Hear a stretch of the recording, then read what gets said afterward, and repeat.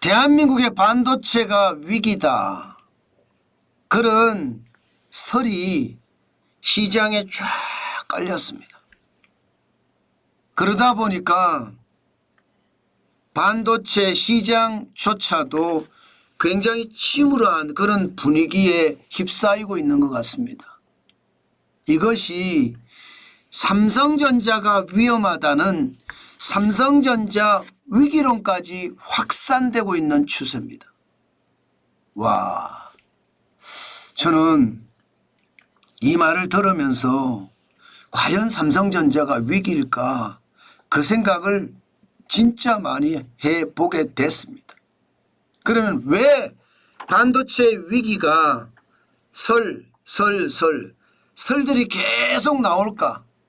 그것부터 먼저 점검을 해보면 삼성전자가 진짜 위험한지 안 한지 우리가 알 수 있을 겁니다.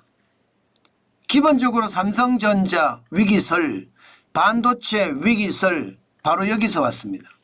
세계 파운드리 시장 점유율 2분기 삼성전자 세계 파운드리 시장 점유율은 11.5%입니다. 11.5%. 좀처럼 늘어나지 않습니다. 좀처럼 늘어나지 않는 게 2023년 1분기가 13%였거든요. 거기에 비하면 오히려 줄어들고 있습니다. 1분기 11%보다는 조금 늘어났습니다만은 전체적으로 TSMC를 따라가기에는 굉장히 역부족이에요. TSMC는 점차 파운드리 시장 점유율을 더 늘리고 있거든요. 62.3%까지 늘어났습니다. 문제는 삼성전자와 TSMC의 시장 점유율 차이, 격차입니다.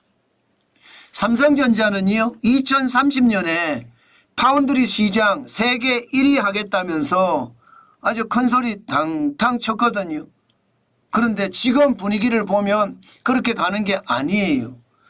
예, 격차를 보면 2020년 1분기가 46%의 격차를 나타냈거든요. 그런데 2023년 4분기 말이죠. 49.9%의 격차로 벌어졌습니다. 그런데 2024년 2분기는 50.3%로 격차가 더 벌어졌습니다.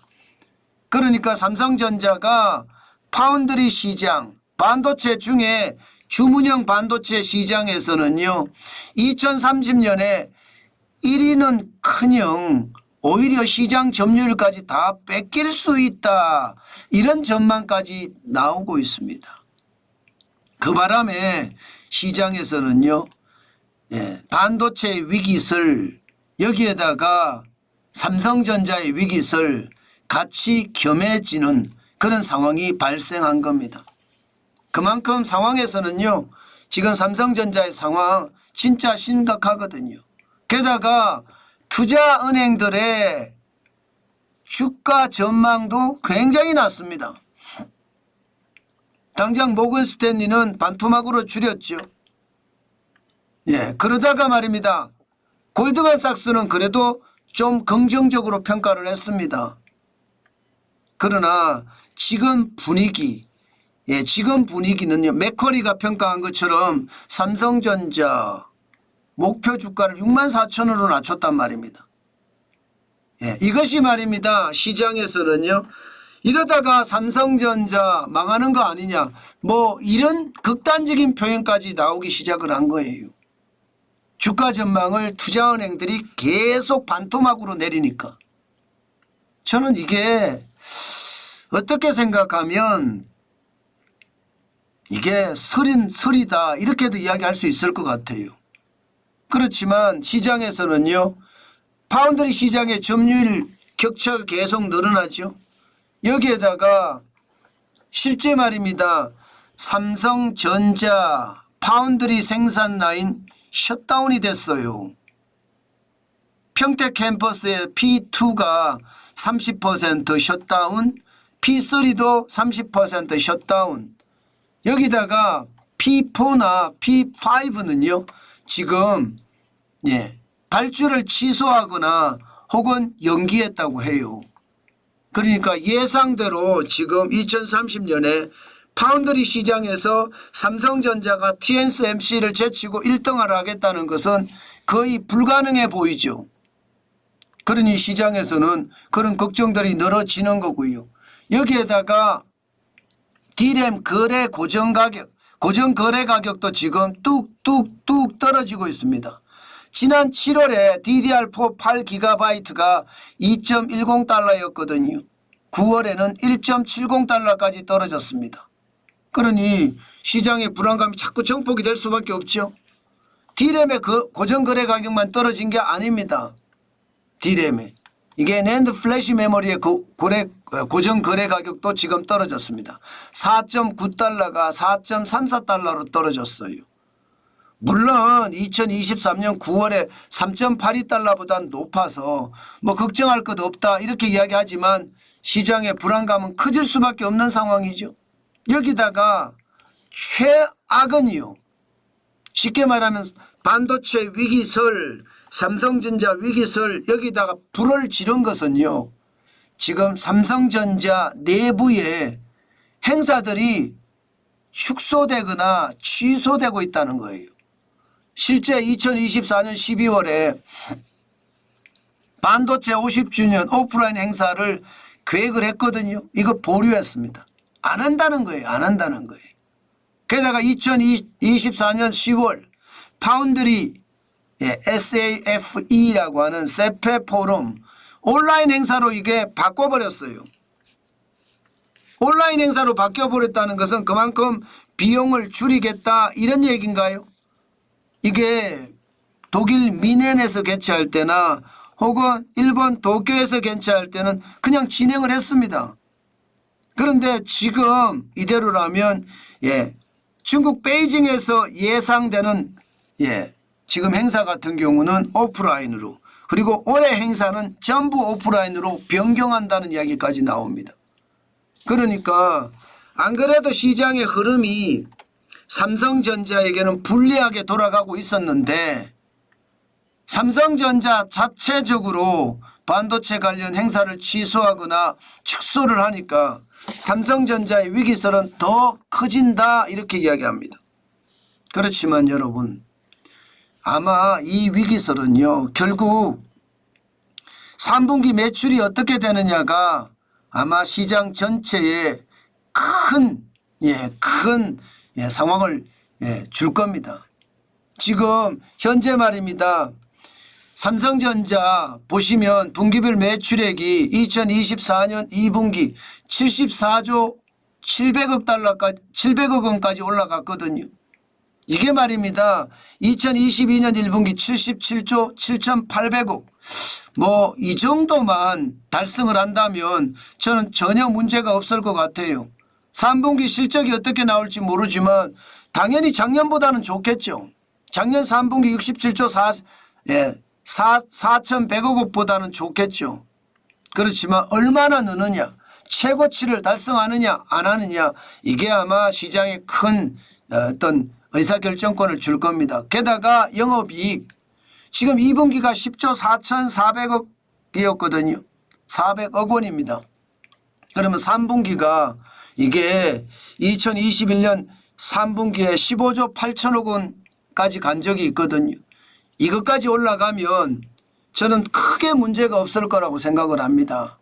그렇지만 15조 8천억 원을 못한다고 하더라도 뭐 10조 4,400억 원만 넘으면 뭐 안심 뭐 그렇게 이야기할 수도 있을 겁니다.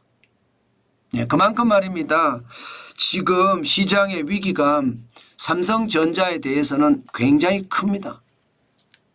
반도체 위기가 삼성전자의 위기다 이런 말까지 계속 나오기 때문에 말입니다. 여러분 알다시피 주가도 삼성전자 참 쉽지 않잖아요. 지금 주가 떨어지는 걸 보면 삼성전자 무섭다 이렇게 이야기할 정도잖아요. 지금 그만큼 말입니다. 삼성전자의 상황이 참 좋지 않다는 뜻입니다. 주가가 52주 신저가를 연속 52주 신저가 기록하니까 시장에서 불안감이나 혹은 말입니다. 위기감은 굉장히 클 수밖에 없습니다. 삼성전자 주가를 한번 볼까요? 얼마나 위기감이 있는지 말입니다. 52주 신저가를 밥 먹듯이 하고 있습니다. 이게 금방금방 회복이 돼야 되는데 글쎄요 하는 생각이 들 정도로 삼성전자의 주가는요 52주 신저가를 계속 기록하고 있어요. 지난 10월 2일에도 61,300원을 기록하면서 52주 신저가 했거든요. 이제 5만 전자까지 내려간다는 게 시장의 대체적인 전망입니다. 문제는 근래 가장 낮았던 것이 2022년 9월 29일에 52,600원까지도 내려간 적이 있거든요. 이렇게까지 내려가는 것은 아닌가 시장에서는 걱정이 태산입니다. 그만큼 말입니다. 삼성전자 주가가 달라진다는 것. 저는 여러분 삼성전자 반도체의 위기가 결국 삼성전자의 위기가 된다 하는 게 시장의 주된 주장인데요. 충분히 그럴 수 있습니다. 파운드리 반도체에 대한 주문도 많이 못 받은 상태고요. D램 가격이 계속 떨어지고 있는 상태. 여기에다가 반도체 관련 행사를 축소하거나 아니면 취소하는 사태까지 벌어지니까 시장에서는 뭐지? 진짜 삼성전자가 위험한 것 아니냐? 이렇게 생각을 하고 있다는 뜻이에요. 저는 이것 3분기 실적이 어떻게 되느냐 여기에 따라서 확 달라질 수도 있다고 생각을 합니다. 3분기 실적이 좋으면 아마도 말입니다. 반도체의 위기설도 쑥 들어갈 거고요. 삼성전자의 위기설도 쑥 들어갈 겁니다. 때문에 여러분 시장은요 3분기 실적까지 우리가 예의주시해야 되고요. 더 중요한 것은 52주 신저가를 계속 기록하고 있잖아요. 저는 이때 말입니다. 52주 신저가 계속 기록을 할 때 저는 여러분 알다시피 떨어질 때 그것도 52주 신저가 이렇게 떨어질 때는 저는 사거든요. 기본적으로 저가 매수를 한다는 뜻이에요. 저가 매수인데 많이는 하지 않습니다. 분할 매수니까 한 주, 두 주, 세 주 이렇게 매수를 해가고 있는데 저는 52주 신저가가 계속돼 가면 뭐 제 나름대로는 작은 기회다 그렇게 생각을 하고 한 주씩입니다. 한 주씩 많으면 두 주씩 이렇게 저축해 가려고 합니다. 아마 극단적 위기가 오면 이거보다 더 떨어지겠죠. 그때는 이제 많이 넣어서 살 거예요.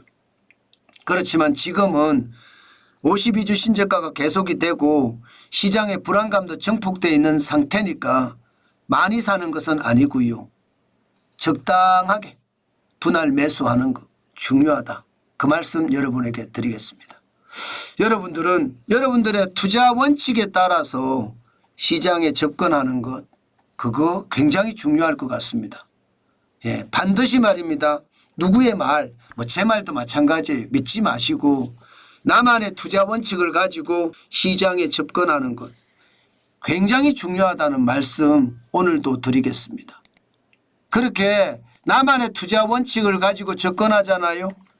그러면 시장에서 손해볼 일 없습니다. 투자 원칙이 없이 말입니다. 남들이 장에 가니까 나도 장에 따라간다는 식으로 남들이 삼성전자를 산다고 하니까 나도 삼성전자를 산다. 저는 그렇게 시장에 접근하면요. 내 자산이 뭐 요즘 잘 쓰는 말 있잖아요. 녹아내린다는 말씀 아시죠? 녹아내린다. 진짜 녹아내릴 수 있습니다. 때문에 반드시 나만의 투자 전략, 나만의 투자 원칙을 가지고 시장에 대응을 해야 된다. 그 말씀 오늘도 진짜 강조합니다. 진짜 강조합니다, 여러분. 그래야 됩니다. 그렇지 않고 말입니다. 시장에 너무 단순하게 대응하다가는요. 저는 시장의 위험만 오히려 나한테 덮친다 이렇게 생각을 합니다. 그렇기 때문에 너무 무리하지 마시고 약간 시장을 간보듯이 보면서 시장에 접근하는 것 오늘은 그 어느 때보다 중요하지 않을까 싶습니다. 저도 마찬가지입니다. 저도 무리하게 시장에 접근하지 않을 겁니다. 그렇지만 반드시 삼성전자의 위기설까지 나오는 판이기 때문에 시장은요 꼼꼼하게 따져봐야 되겠다.